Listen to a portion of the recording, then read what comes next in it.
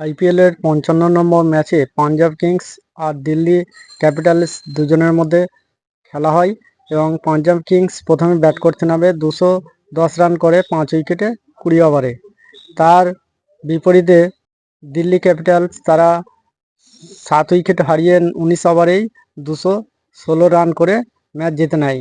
আর এই ম্যাচের পরেই আইপিএল পয়েন্ট তালিকায় বিশাল পরিবর্তন দেখা দেয়। আইপিএলের দশম স্থানে আছে লখনৌ সুপার জায়ান্ট।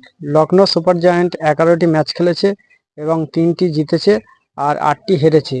তাদের পয়েন্ট সংখ্যা হলো ৬। আর ৯ নম্বর স্থানে আছে বোম্বাই ইন্ডিয়ান্স।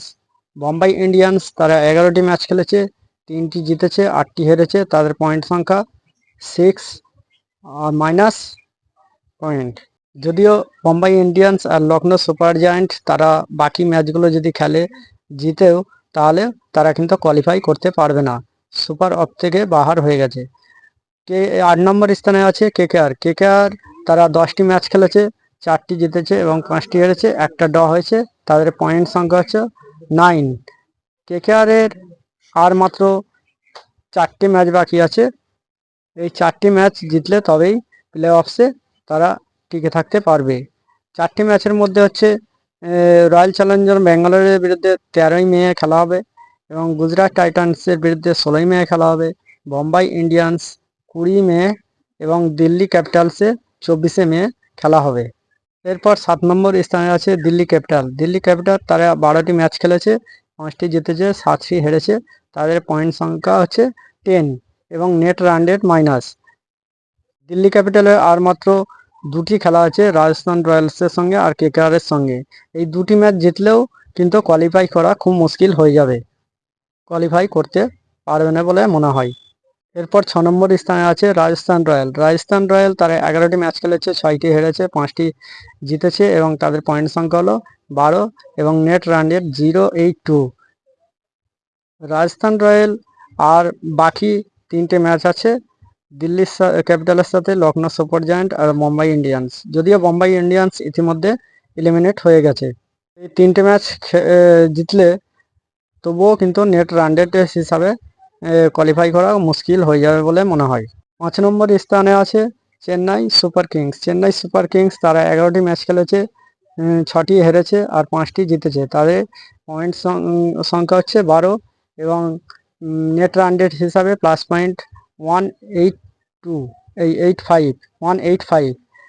এর আর মাত্র 3টে ম্যাচ আছে লখনৌ সুপার জায়ান্টের সাথে, সানরাইজ হায়দ্রাবাদ আর জিটি গুজরাট টাইটান। এদের মধ্যে যদি 3টে ম্যাচই জিততে হবে তবেই প্লে অফে যেতে পারবে। এরপর 4 নম্বর স্থানে আছে পাঞ্জাব কিংস। পাঞ্জাব কিংস তারা 11টি ম্যাচ খেলেছে, 6টি জিতেছে, 4টি হেরেছে, একটা ড্র হয়েছে। তাদের রান রেট হলো 13 এবং প্লাস 4-8 অর্থাৎ 4-2-8। আর মাত্র 3টে ম্যাচ বাকি আছে। এই 3টে ম্যাচ বোম্বাই ইন্ডিয়ান্স আর রাজস্থান রয়্যাল চ্যালেঞ্জার ব্যাঙ্গালোর আর লখনৌ সুপার জায়ান্টের সাথে। এই 3টি ম্যাচ অবশ্যই জিততে হবে। যদি 2টো ম্যাচ জেতে তবুও প্লে অফে চলে যাবে। গুজরাট টাইটান তারা 11টি ম্যাচ খেলেছে, 7টি জিতেছে, 4টি হেরেছে। তাদের পয়েন্ট টেবিল হচ্ছে 14 আর নেট রান রেট হিসেবে 2-8।